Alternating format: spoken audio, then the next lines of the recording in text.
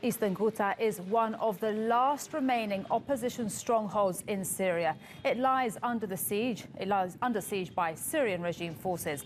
And over the last 2 weeks, there have been almost non-stop airstrikes and shelling by the regime forces. Sarah Firth joins us now from Antakya, near the Syrian border. Sarah, thanks so much for joining us.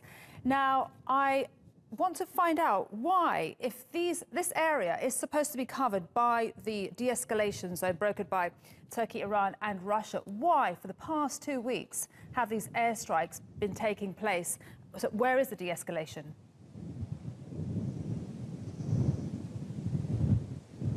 Well, that is the question that a lot of people are going to be asking, and we know that the area of Eastern Ghouta, as you said, it's one of the last rebel-held enclaves inside Syria, and in the last 2 weeks in particular, we've seen this push from the Syrian regime to try and retake this territory. Now, it is one of those de-escalation zones area that was agreed between Iran, Turkey and Russia, but you have to understand that when it comes to these de-escalation zones, they're in place in areas across Syria, but it is de-escalation, it's not ceasefire, and what that's meant is that in some of these areas we have seen the fighting continuing, the strikes and the push from the Syrian regime continuing, unfortunately, despite the fact that there has been this big diplomatic push to try and halt the violence on the ground.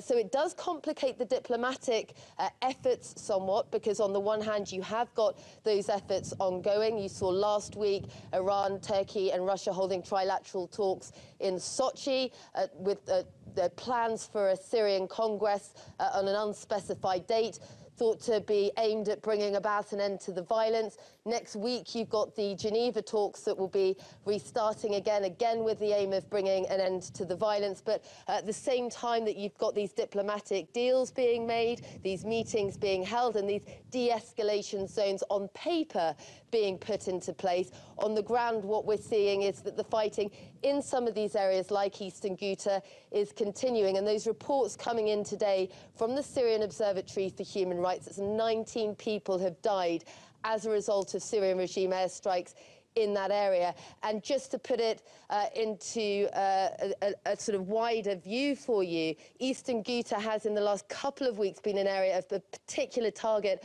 by the Syrian regime, but right back since the start of the Syrian conflict in 2012, we've seen this area particularly hard hit, and we've had warnings from the likes of the UN that as well as the deaths that are caused by the shelling, you've also got additional problems with people in this besieged area struggling from food shortages as well as the daily threat of bombings.